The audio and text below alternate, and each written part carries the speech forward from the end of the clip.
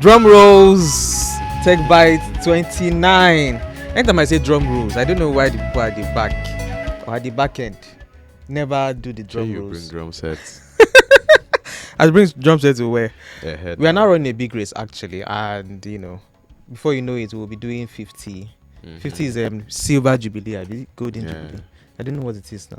It's golden. Okay, it's golden. Okay, that's Silver is fine. 25. We've done that already. We have come this far, and it's because you all have joined us through from the beginning till this very moment. I am Omole. I still remain Omole. I've not changed my name. The people change their names. And with me is Dami. Hi everyone. Good morning, afternoon, evening, wherever you are. That voice. Damn Larry. I usually don't like to hear it. Anyway, as we do on Techbytes, we'll bring you the news updates and the news and the updates in Nigeria, Africa, and indeed the entire world. For our conversation today, we're going to be talking about banks and fintechs and the cashless policy, cashless economy. And we have two professors in the house who are already with us, but to get the juice out of that, you are going to have to wait until we get to that segment of the podcast. As usually beg of you, if this podcast has offered any value to you, please like, subscribe, comment, share. Damn it, tell them where they can find the podcast. Everywhere.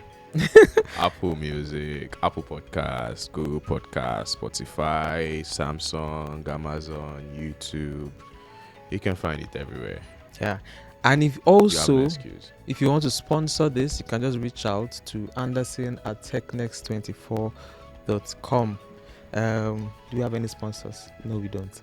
Okay, please take us through around the world of tech in 10 minutes. Okay, first on the list we have Adobe that is bringing generative AI features to Photoshop, After Effects, and Premiere Pro. We're still in the AI wars era. Last year was Metaverse wars. Now it's not still even AI. And it's still AI. We've seen ChatGPT, Microsoft, Google, Facebook.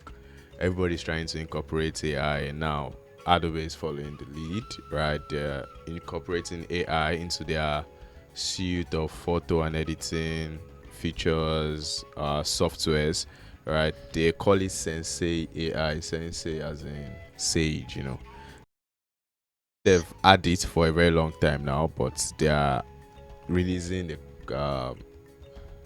commercial version of it, and it will be called Firefly.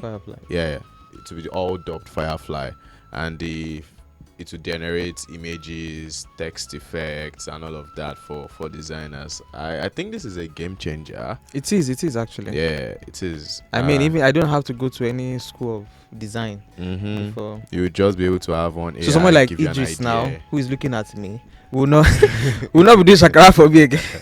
I mean, the AI can generate the idea for you, and you can fine tune it to whatever you want to do. I think that's a good one. Exciting. So with this update, digital artists will be able to speak into existence professional quality illustrations using only the power of their words, right? Firefly's multimodal nature means audio, video, illustrations, 3D model can all be generated via the system, and enough verbal gymnastics to speak your designs into life. Interesting. Yeah, that's real good. We look forward to how much of our jobs AI can take over the next few months. Your job, AI is not taking your jobs. All right, coming down to Nigeria, OP, who has been the golden boy of the finance space for the last several weeks, has announced that it crossed 30 million registered users. Drum roll. Okay, they would not even do the drum rolls anyway. So OP announced this week that it has crossed 30 million registered users for its app, and it was showing appreciation to customers just to thank them for the service so far. According to the CEO, Oluwakomu, OP Nigeria's president and CEO, it says our OP customers should continue to enjoy OP's reliable, fast, and safe transactions anywhere and anytime through OP platforms. We are committed to providing inclusive financial services to all Nigerians that ensure that no one is left behind, no matter their social situation or geographic location. We should thank OP actually. They're thanking us, but we should thank them too. Yeah, As they've saved lives. They've actually been consistent. They've been consistent. exactly. Everyone. So this week I had to do lots of moving around, and mainly was with. They've reduced Bolt and embarrassing Uber, moments. Like and 80% of the time I took a ride, the drivers all gave OP accounts to have their money sent to. see? So that just shows how much they've been able to penetrate. I wish it can penetrate the rural areas too.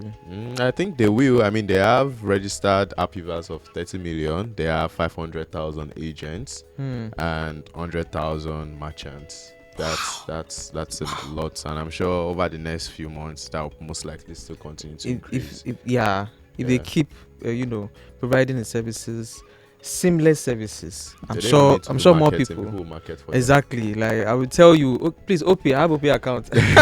Just this OP.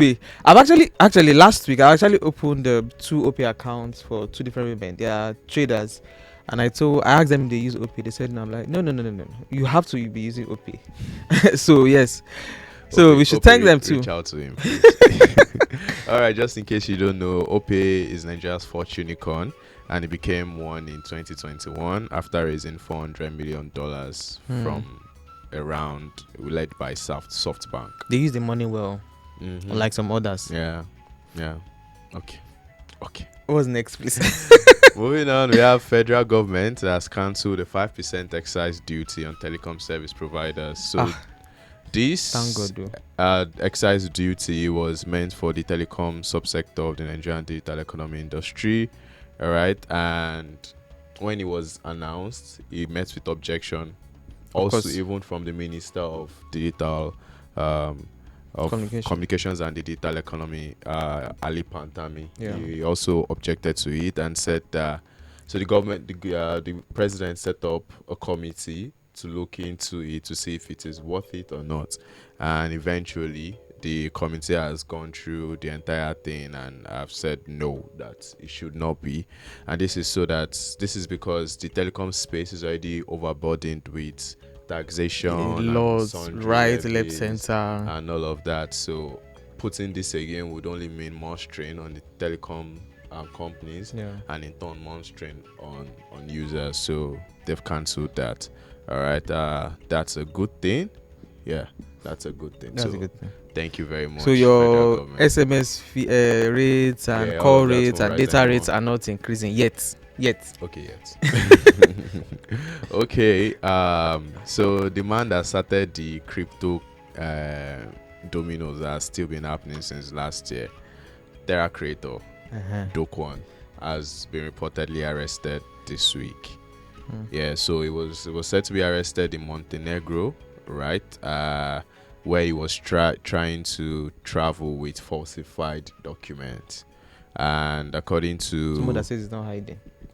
According to the Minister of Interior of Montenegro, Filip Adzik, they're waiting for official confirmation of his identity before they, move on to the next phase of either taking him to court and all of that. So Dokwon has been under investigation. If you don't know, Dokwon is the founder of Terra, the owners of UST and Luna. Those two cryptos crashed last year like massively, and it sent a lot of money. Billions were lost. A lot of money. And since then, it's been under investigation. That's like 11 months or thereabout now. Yeah. It's been under investigation for the collapse, and the collapse wiped about $40 billion from the crypto market. And initially, Dokwon has been saying that the charges against him, especially by the South Korean government, are politically motivated. So it's like if witch hunt. He's not guilty, but now he's been arrested. We can only wait to see what the outcome of that is. Sam was also arrested early this year or late last year. Sam of FTX. The man that fried banks. Yeah. Sam Bankman fried. It's Dokwon again, and okay, let's see how it goes. Yeah. No, so, we should go to prison. We are not seeing how it goes. Okay. He's not guilty. Yes, Sabi. Okay. Convicted. Okay. Yes. Okay. Thank you very much. All right. Last for the day, we have Meta and its problems in Kenya. So the courts in Kenya stopped Meta and its content moderation contractor Sama from firing 260 Kenyan content moderators. All right, so the Kenya's Employment and Labor Relations Court has barred Meta, right? If you, just in case you don't know, Meta is the parent company of Facebook, Instagram, and WhatsApp. So it has content moderation people that are content Con- moderators moderating Platforms. all its content Yeah. across board. So that's why if you post something that is against Facebook rules, after some hours or days, Facebook would prompt Either you that flag it's been it taken down or or you take should it down. try appealing or something like that. So these content moderators do that. But last year, someone filed a case against them, Daniel Motang. He filed a case against Facebook for the working conditions in Kenya, I mean, right? so They were being underpaid and all of that, and they were not treated well. exactly. So their health, they keep talking about therapy sessions. They don't Mm-hmm. get that a Because of the lot things they because of see. the things they see. The blood, the gore that they see, and the health packages they give them doesn't Doesn't balance out. doesn't balance. And to do this, what the contractor did was a plan to just fire these 260 Mm, content moderators. And Facebook also had plans to change its contractor, right, which is Sama, to someone else. But the court has currently stopped them from doing that, pending the case to determine the legality of the layoffs on March 28th. That's next week.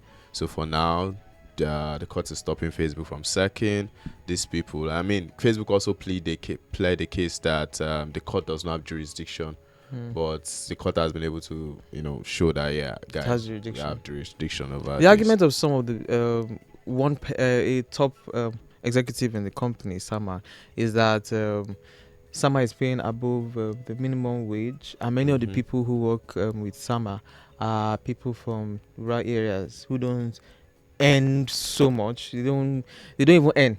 Oh well. So that's the argument that they're earning above minimum wage and the people are from the rural areas. But that's not an argument, Yeah, they please. should still be treated fair. Exactly, They should because still be they, treated they are fair. still it's the same work. What they are doing is what other people in urban areas will do. Yeah, yeah, it is. It is. Just also, Sama is also the independent contractor for OpenAI, the company that builds the artificial intelligence Starboy, ChatGPT. Starboy. That Yeah. is put everybody on their toes. Microsoft, Google, all of them are on their Yeah, toes now. yeah. So Sama has also been accused of running a sweatshop for that company as well. So Sama has been under lots of scrutiny the last several months, and we hope we'll.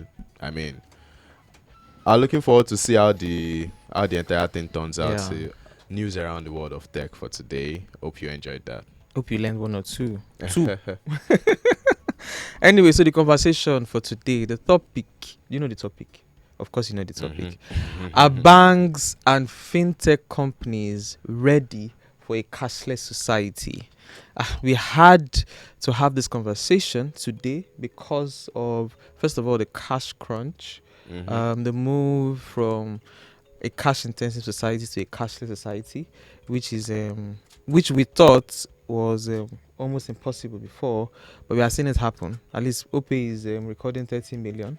Users, yeah. Okay, recording 30 million users. There was an increase in the Transactions as well. transactions that happened in January. Yeah, I've about not seen 6 numbers for trillion. February yet. From NIBSS, there was an increase. Even I think February, yeah, it reduced in February, but there was an Still increase an in January, increase, and it yeah. was because of the failed transactions and all Yeah, that. but you know why OP is a star boy is because other platforms have actually failed Nigerians. Okay, maybe the language is too harsh, Okay. but they've not been able to meet up with expectations, and maybe because they're actually not already. And to help us discuss this or to join us in discussing this, as we said, we have two professors. So we have Odiri Erusiafe, who is a growth marketer, and Chidera Amuta, who is the growth lead of FSTH Group. Hi, Odiri Chidera. Alright. Hi, good morning. Good morning. Thank you. Yeah, Thank you hi, for good this morning. opportunity. It's a pleasure to be here. And Thank you. Dami, your voice is very. Your Deep, voice Abi. is. Deep. I want to remove him from the podcast. Thank you, Your thank you. voice is Welcome. voicing. And he like But you will thank now you. make it deeper to intimidate people here. I don't do Yeah, I that. think he Don't does it mind on him. purpose.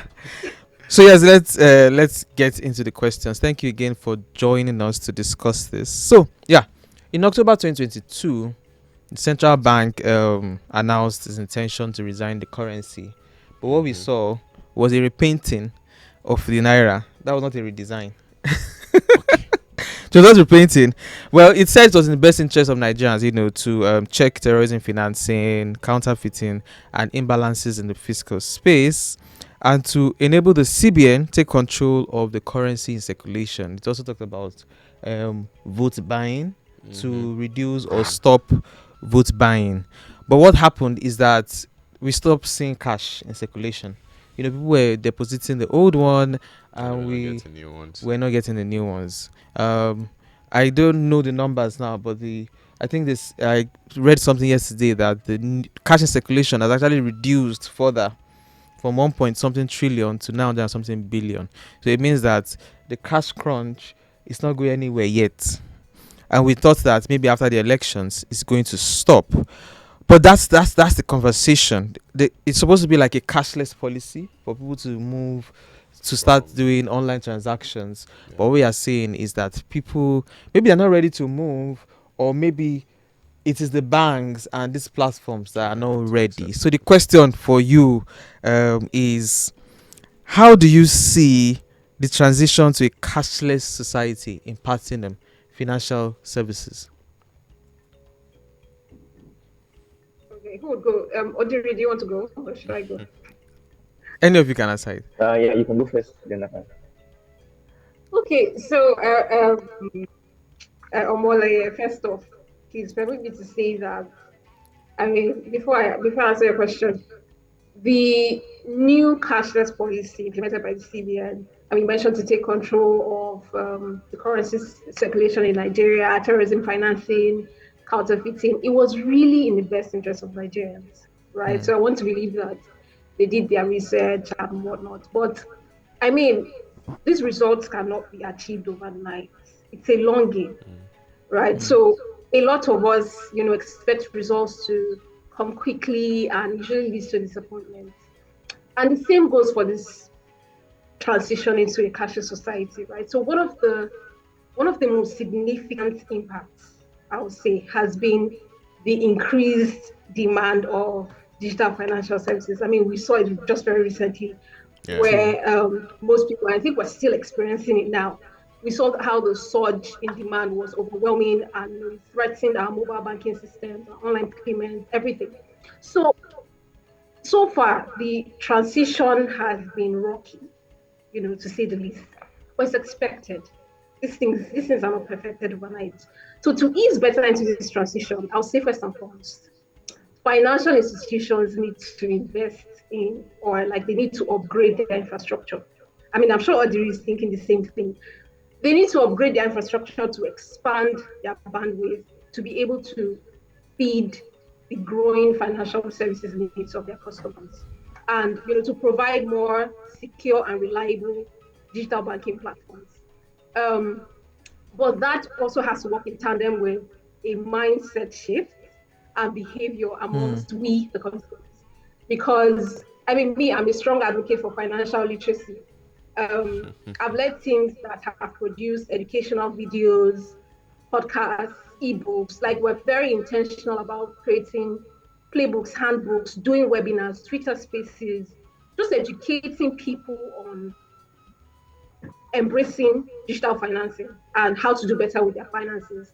And, the need to break it down to the simplest terms so that my favorite soya guy down the road would be able to understand why we're going cashless, right? And Okay. I mean, as I'm speaking, I'm also thinking that it would also increase competition, amongst financial services providers, for example, Hmm. especially the fintechs, because people will begin to demand more. So it would get them to become more Want to? innovative, and Yeah. will have like more competitive pricing, or cost per service, and we would then have the choice advantage, right, to choose financial services that meet our specific needs. So I think overall, like the transition to a cashless society has been rocky, like I said, but it will have a positive impact along the line. It won't happen overnight, but as we continue to do it, we'll see continued growth and innovation, in the sector. And I just hope that it would usher us fully into like a fully cashless economy. And let me stop there. I'm sure Audrey has like some other interesting things that he would want to share. But those are Uh, my thoughts. yeah. So, as Chidi has already said, um, as people are beginning to rely more on digital payments, and traditional banking services, I'm sorry to say, may become, less relevant. So, apart from, that we need, more fintech in Nigeria, based on my perception. But if you look at it now, Nigeria and Brazil, like we share like similar population densities, about like 200 to over 200 million or thereabouts. But Brazil, like they have like about 1,000, close to 1,005, fintech companies serving this population. And Nigeria, we have like maybe 200 and something, 250 or 200 and something. So you see that like there's still like a long way for us to go, and so it's not like it's going to be something so easy, and also why like we're feeling this impact is because like we are still kind of underserved in Nigeria, and because people are turning towards the digital payments, and this may become like issues for national banking. But at the same time, the move towards cashless societies likely to increase financial inclusion in Nigeria. I think Nigerians, particularly those living in like rural areas, have limited access to traditional banking services. So they also want to tend, towards this fintech infrastructure. Today I spoke about infrastructure. So like my thoughts, are what that point. So what we need to do is that we need to like maybe bridge the gaps, because while we need to bridge the gap is that there's been a lot of impact on a lot of people at this point in time. Me, I may not be affected, but when I go to this place and I see like the impact on Nigerians, like it shows that yeah, like we have a long way to go, but we can actually achieve it. So yeah. All right. And but Nigeria has always been a cash intensive society, and it doesn't look like this is changing. Even with the cash crunch, people are still hustling to get cash as much as they can, because a lot of transactions and all that are still very, very much cash intensive. All right.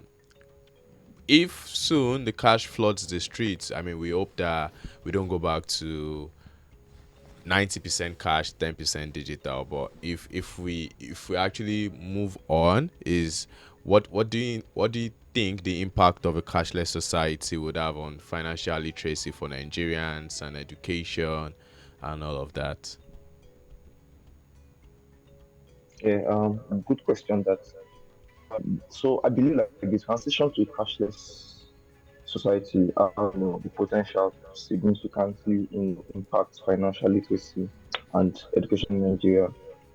As more Nigerians tend to move towards digital payments and online financial transactions, there'll be a growing need for financial education and literacy programs to help people understand how to maybe manage their finances, and also how to manage, digital cash flow. For instance, now like a lot of people are probably will have downloaded maybe 3 or 4 or 5 digital payments in this period, and all of those payment apps will need to one way or the other, you know, educate these people through maybe on a smooth onboarding process, through maybe like customer service calling them to onboard them on how to use this app. So, but one potential benefit um, of a cashless society is that it makes it easier for people to track their spending and all those manage budgets. Everybody becomes like financial savvy financial savvy, and also digital payment system and mobile banking apps can also provide real time update and all of those things for people.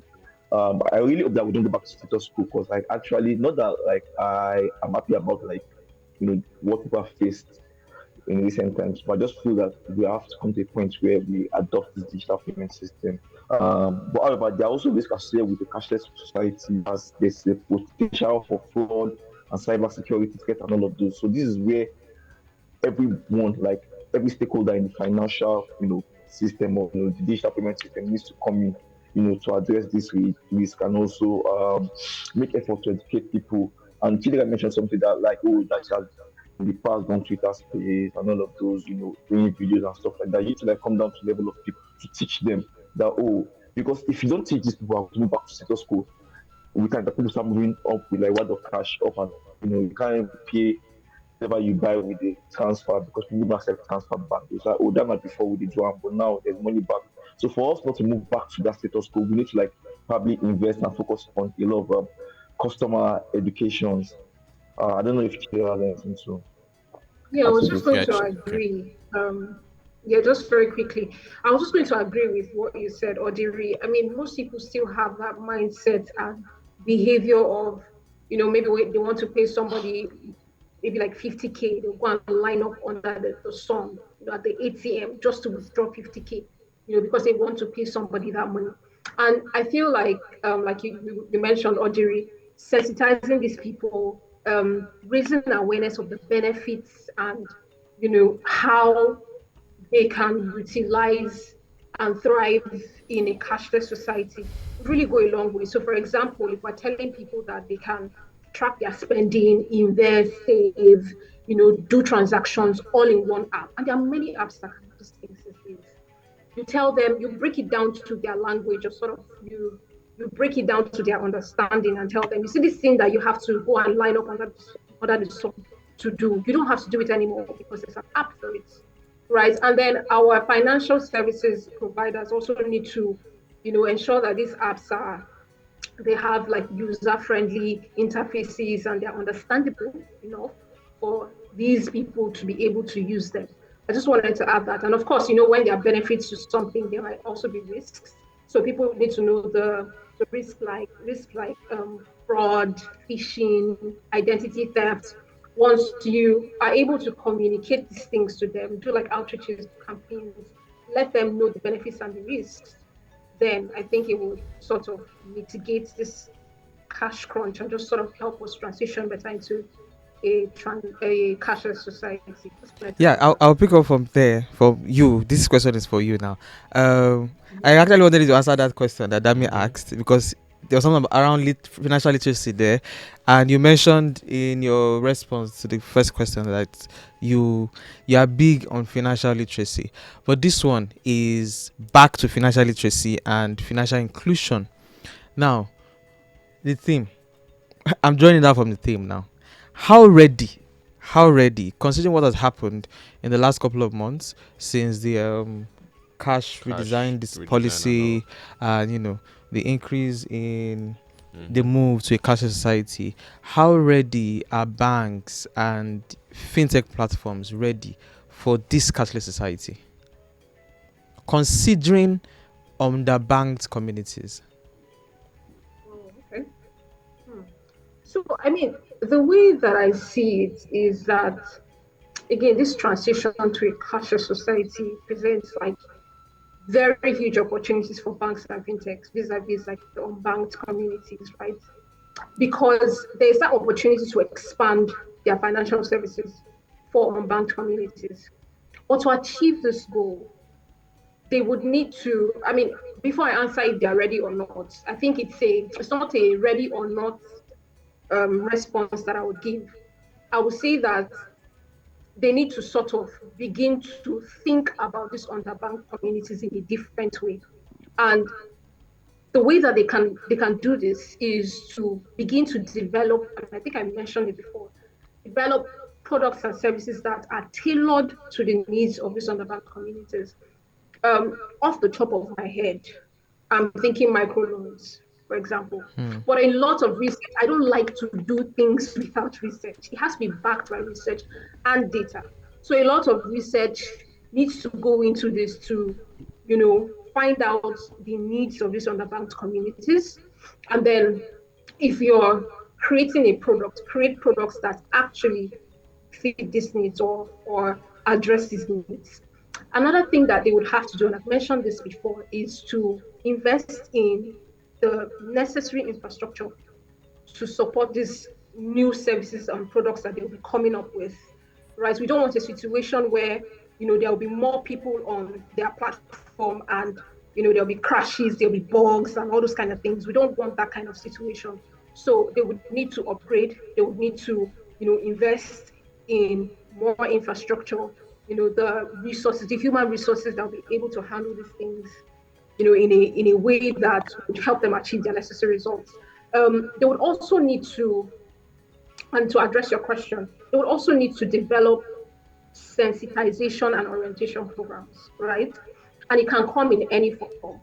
It can come in, like I mentioned, how we do like ebooks, and we do webinars, we do Twitter spaces. But those Twitter spaces won't work for the underbanked communities, might not work Mm. for the underbanked communities, for example. So you have to sort of, and that's where that research comes in.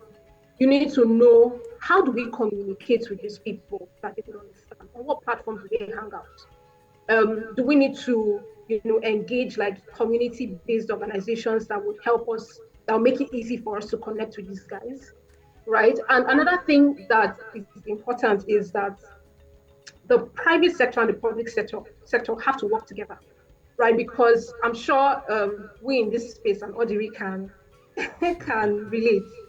you know the private sector and the public sector need to work together to address things like regulatory barriers, and obstacles to this financial inclusion, right? Because we might require, advocacy efforts to promote policies and regulations that support financial inclusion. If they are already existing, we don't know. So we probably need to do that research. We need to work with government organizations, to create like a specific team that would handle this thing, that would take up the sensitization exercise, and create a campaign to communicate with these guys, to tell them, oh, this is a better way to bank. It's a better way to bank that would benefit you, and we can kick it off from there. So I think that's the way that we can bridge the gap. Like Audrey mentioned, there's a huge gap, Yeah. but these are some of the ways that we can bridge this gap, and we can help people just transition smoothly into this cashless economy, and close that financial inclusion gap. Mm, fair enough. So bridging the gap and trying to get people from point A to point B, point A being cash based to point B being cashless. Yeah. All right. But if you look at it, Look at the trends. look at the trends the last several months and everything, um, we've seen that these guys, the banks, the fintechs, and everything, to a large extent, are not able to meet up with the current demands. And if you maybe consider the numbers as big as they may seem, 900,000 POS terminals, 14,000 ATMs, 1.4 million POS agents in Nigeria, uh, generating $6 trillion in naira. I mean, as of December 2022, you would think that these guys moving from cash to cashless would be super easy. The literacy part aside and all the rest, we also see that these are platforms that have been unable to cope with the pressure and the transaction volumes. I can't count the number of failed transactions I've had to face the last several weeks. Like lots of reversals, lots of sending DMs on Twitter, mails, and everything before the money is even reversed and all of that. At this point, would you say the ease of movement, like from cash to cashless, that ease of moving the needle, is it because the plan was not well thought out, like we did not project the future properly in terms of what we need to go to cashless was not available, or it's just a Nigerian thing, Anyhowness. anyhowness of Nigeria, or the fact that it's a Nigerian thing that we just can't go cashless? So what would you say is the major reason, Audrey, that we can't go cashless, that maybe Chidera can also chip in? Okay. So, to be honest, the challenges that we're facing from like the transition to the cashless policy is not necessarily like an indication that we can't achieve it or we can't move forward or it's Nigerian thing. One of the first things I said, like from the first question was that I'd like to compare Nigeria and Brazil, where we have similar 200 and something million. And for Brazil, like they have like maybe 2,000 or one, over 1,005 fintech companies. I'm not talking about banks now. But in Nigeria, we have just about maybe 200 and something. So you can see like they're still like we have a long way to go.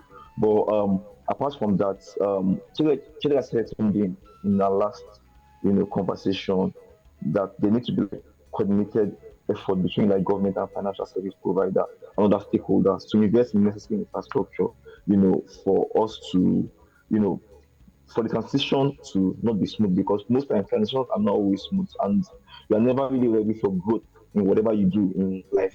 Sometimes like you think that you're ready, but as you tend to like move towards that point, you begin to like face a lot of challenges. I know that a lot of these things are tech driven and we know how tech can be sometimes. Like whatever you think like that you have tested the back end, you think it's working, the day you deploy it, oh my god, it's not working, then you have to like run back. So people are likely to face all these failed transactions, which you have complained about. So it's for me, I feel it's a gradual process. All of these issues that we're facing is probably going to happen. It's not as if that, yeah, I felt like it happened, this recent whatever has happened, happened too quickly. We're not ready. But if we are ready, we're still going to face this challenge. But I just feel that we can overcome these challenges and potentially have a successful transition, but we experience some of these things, and there's no way we won't experience some of these things.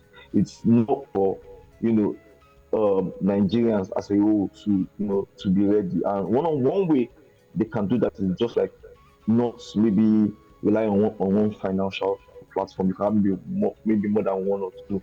If your client online is not working, you can also try maybe use your bank card or whatever to attend this transaction. As long as like everyone is open to to have like a bit of backup, then we should be able to achieve this. Yeah. So I'll draw from you said Nigerians should actually make ensure that they don't focus on one One bank. platform and so I like the optimism. You're saying that it's not going to happen at once and people are really going to go online. Amen. People But are going online from already. what you understand about people, that's the Nigerian people now, for what you know about them, do you think that the banks are ready, banks and providers of financial services, do you think that they are ready? This question is for you now, Audrey. Do you think they are ready to actually Okay. take on these people that that need these financial services? Okay. So like I would like to this and the fintechs. Yeah, I would say that they're ready in some sort of way to because if you see a lot of marketing going on in terms of like um, banks, tech companies, people are spending like you know millions of naira or billions of naira to maybe put the word out there that oh we are offering this service, come to us to acquire customers. So like if you are not ready to serve the customers, why would you spend like millions and billions of naira? You know, some of these customers, even though that there's a surge in some stuff like that, there should also be um, some sort of readiness, some sort of like forecast for every organization that okay, what if like like we're going to like maybe get like maybe 15,000 customers a day from maybe we used to get like maybe 500 before 15,000 customers. There should be a sort of forecast, and whichever partner is not ready yet, whatever that has happened in the last maybe 1 or 2 months has taught everyone that anything can happen. So it's not like for all these platforms, to use some sort of like surveys, like some sort of like break customers into segments, into cohorts, get feedback from people that okay, like how can we serve you better? Should this happen again? What do you think we can do for you? So when you gather all of this data, when you gather all of this information, you can use that as a form of of you can use that as a tool rather, to prepare for whatever is to come, in the future. So like that's like how I would like to, um I would like to like answer, what you just asked. Oh, great. Okay, So let me just I add something just very quickly here, just to all right. support what Audrey has said. Okay. So you see these challenges that we've been experiencing with this transition into cashless society. they are not only unique to Nigeria, right? That's one thing that everybody needs to know. There's so many countries out there that had similar challenges, and I think let me give two examples. So there's Sweden. Sweden started out, with their cashless economy. They were transitioning, and it was very, very rocky at first. I think in sometime in 2010, they were still a very cash-driven society when they used to do up to 40% cash transactions in a day, right? But by 2020, it reduced to 9%. And I think it was from the implementation of and the widespread use of mobile payment apps that helped. Same thing happened with China, right? I know that everybody now is aware that China uses WeChat Pay and Alipay. And I think as at maybe 2013, around that time, China used to do like $3.3 trillion, um, you know, before Transaction. in mobile transactions, mobile payments app transactions. And then in 2020, it increased to like $53 trillion, right? It shows that when they started, there was low receptibility. Like people were not ready to use it. But as time went on, and I'm sure that they started doing like some sensitizations. They invested in their infrastructure. They And that sensitization is very important because they had to keep telling people, look, this will benefit you in the long run. I don't think many people in China hold cash these days. So just to add to what Odiri has said, right? While we're improving the infrastructure, while we are sensitizing people, reliable internet connectivity, and I'm not calling any financial institution out. Shots fired. Reliable internet connectivity is one important thing that can help the readiness of these financial Mm. institutions and banks, right? Sufficient That's POS important. That's terminals, important actually. Because you go to banks and they're ATMs. telling you no network. I'm telling you, right? So I think I think that we're not there yet, but I think we have the ability to be there, and I Mm. think we have the willingness to be there, right? So um, again, it won't happen overnight. People, private sector, public sector, I like to call them the three Ps.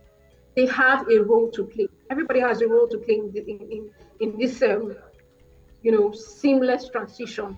So while the private sector is sensitizing people and ensuring that they give us the right products and services, government needs to ensure that they are not coming up with crazy policies that would reduce inclusion and threaten inclusion. And we too have to change our mindsets, right, to be receptive to these things. So everybody has a role to play. It's not just on the banks. It's not just on the financial institution. And that was just to add to Audrey's Yeah. points. Oh yeah, great. Just coming back to you again, Chidera. So this cashless policy, the redesign and all that is pushing people towards the banks and the fintechs, right?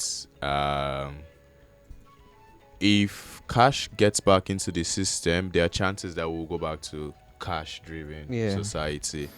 What should banks, fintechs do to ensure that they are not just getting people now because of the surge and the rise? Eventually, they'll be able to keep these people on their platforms. How should they expand their offerings? How should they view their marketing and product delivery process for the next several years to ensure that the cashless policy Yeah. and system that has started continues?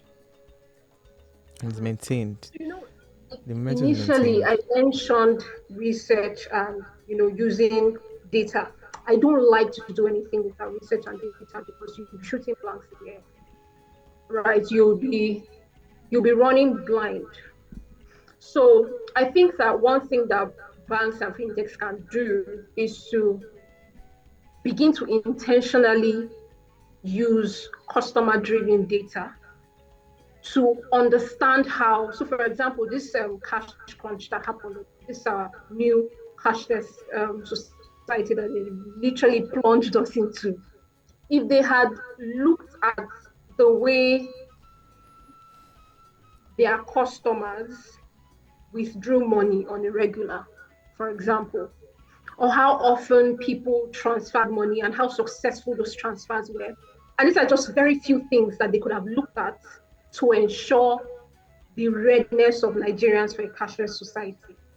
If they had looked at this data, if they had done research on maybe like how other countries were able to do this successfully, they probably would have, maybe taken a step back to say, oh, let's go back to the drawing board, or let's maybe hold this off a bit before we implement, right? So I think that to prevent these things from going south, and it's not too late, we can begin to, look at customer-driven data. Every financial institution, a financial services provider can look into their books and say, okay, so out of 1,000 customers that come in every 1 hour, this is how they interact with their bank accounts or how they transfer money or the reason why they transfer money, and then begin to sensitize people based on that, right? So do you know that you can still transfer 50,000 naira to business without using cash, just for the sake of this conversation? I mean, it's not a good example, but just for the sake of this conversation. So just using data, researching what other countries have done that have worked for them, and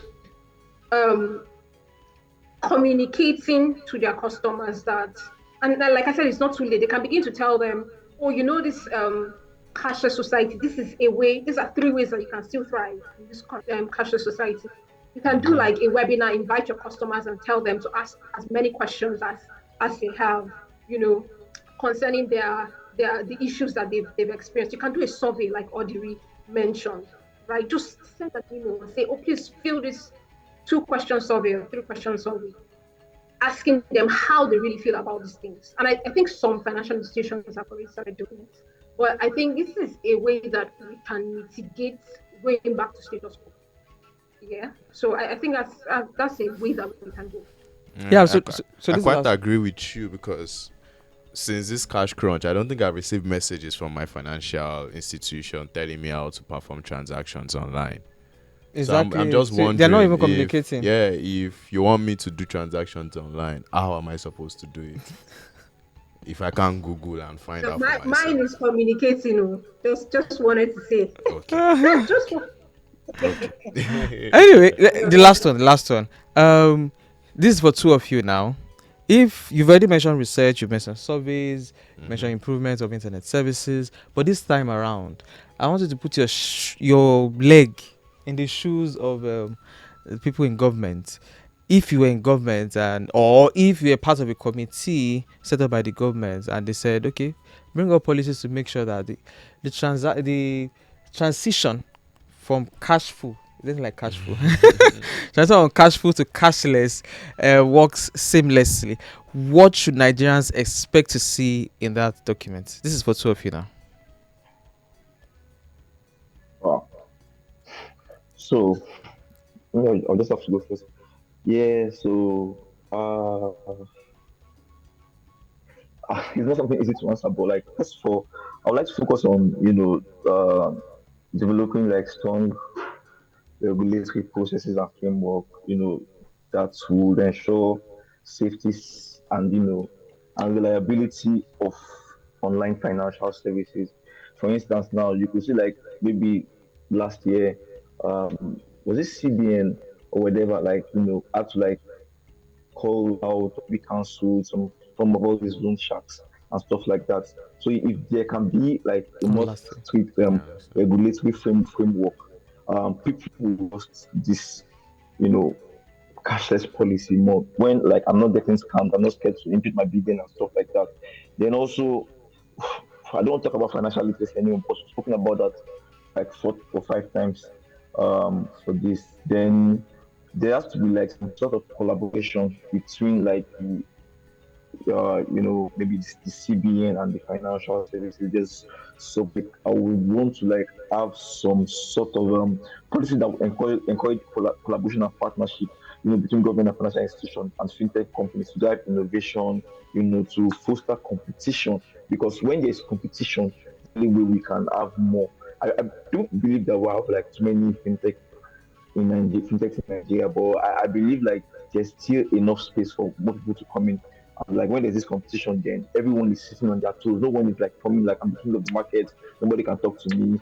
I know that there's certain banks in Nigeria now that it's just vibes, man. Like if you complain, you don't get any response and stuff like that. So if there's like competition, everyone is on their toes and doing stuff and trying to maybe be better than their competitor, then we can attain this. Overall, the policy like should also be designed to build trust and confidence in digital payments ecosystem, to address like all our concerns that we are currently experiencing. Not just like we create one policy that we don't even ask the people, or we don't even go into data, check spending patterns, check transaction histories of of Nigerians, their spending patterns, and whatever they do before we bring out all of these policies. The policy should be done, or should be rolled out in favor of like the market or the digital ecosystem financial system. Okay. Chidera. Thanks, Audrey. And just to add to what Audrey has said, I think one of the things that I would add personally is security measures to show people that look, your personal and financial information is safe. So we need Important. to let people know that look, the CBN cares about your safety, right? And that's why we are doing things like ensuring encryption, multi-factor authentication, fraud monitoring systems from all these fintechs that are cropping up on banks to protect you, right? So that has to be in that document. Another thing that has to be in the document, like Audrey mentioned, is regulatory compliance. It has to be like a regulatory framework that governs um, online financial transactions, in Nigeria, and just spell out the responsibilities of the financial institutions in complying to this regulation, so that when consumers read it, they are rest assured that the CBN has our back, right? They are ensuring that these people are not going to, if they don't meet this criteria of regulatory compliance and security measures, then I won't bank with these people because the CBN has said so, right? Another thing that should be in that document is telling them how intentional the CBN is about their education and awareness about their financial literacy. So if they know that the CBN does maybe outreaches once in a while to ensure that people understand online transactions, we're going to like the rural communities, to talk to them about how they can use these mobile payment apps, and how it's easy for them, how it's faster, how there's transparency and whatnot. I think me as a consumer would want to see that there. So I think it's something that should be added to that document. Um, I think another thing that should be added to the document is how the CBN is ready to support consumers, like their outreach channels, or maybe not outreach, maybe support channels that you can call at any time and say, "Oh, I'm very concerned about this um, financial services provider, that this is happening, that is happening." Or citizens can even just call the CBN and say, "Oh, I would like to be, served in a certain way," right? And it will give us insights. It would give the CBN insights. So, I mean, these are some of the things that I will put in that document. Maybe rewards and incentives to tell people, the more you do transactions online, you get this and that. Maybe for the unbanked communities, for example, we can tell them, if you perform like 5 transactions every month online, we'll give you maybe 2 transactions free of charge, right? Or if you're performing transactions interbank, you won't be charged. And if they know these things, that if they know that they're saving money, it could be something that they might be interested in. So these are things that I will put in that document. And these are the things that I think that the CBN needs to begin to be intentional about communicating. right? So that people would be confident that, oh, the CBN has our back, Mm. and not just hearing from one side, from the financial institution side, also hearing from the side of the CBN. Mm. So that those are the things I'll put in document. Mm. Mm. Thank you Yeah. so much, Thank you Chidera and very much. Audrey. The conversation continues. It doesn't stop here. And if a committee is really set up for that purpose, I will sponsor a hashtag for Chidera and Audrey to be on that, Yeah. to be in that committee. Join the committee. Because you actually have insightful things, insightful ideas that Nigeria actually needs if we are really serious about transiting to a cashless society. There you have it. You've said it. And thank you so much for joining us in this conversation. Thank you. As I said, the conversation continues, doesn't stop here. So please share your handles so that people can reach out to you, or just continue the conversation with you and meet with you. Share your handles. Any social handle, yeah. media and all that. Yeah, so I like to, I mean, they can reach me on LinkedIn. I'm very active on LinkedIn. Chidera Muta on LinkedIn. You said Chidera Okay. Muta, you find me. Send me a Alright. DM and I'll be happy to respond. All right. How about your Diri? Yeah, I'll probably go for LinkedIn too. So Odiri Elisiate on LinkedIn.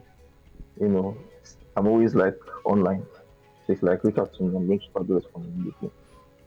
All Alright. right. Damn. My name is Oluwadamilare Akinpelu on LinkedIn and for every other platform, Ackdown07. Okay, that voice. Okay. On LinkedIn to Omole Omori. Twitter too. Lord underscore Ricky. Ricky is spelled RICKIE. You can meet me there. We'll continue the conversation on Alright. if banks are ready to transit to banks and financial institutions ready to transit, help us transit to a cashless society, and if Nigerians too are ready, because that question is important. It's important they answer that questions. Within themselves, are they ready to go to a cashless society? Thank you once again for listening, for watching. Please like, subscribe, comment, share. Follow us on our platforms at technext.ng. Thank you. Till we meet Yeah, again. thank you. Yeah, bye. Yeah, bye.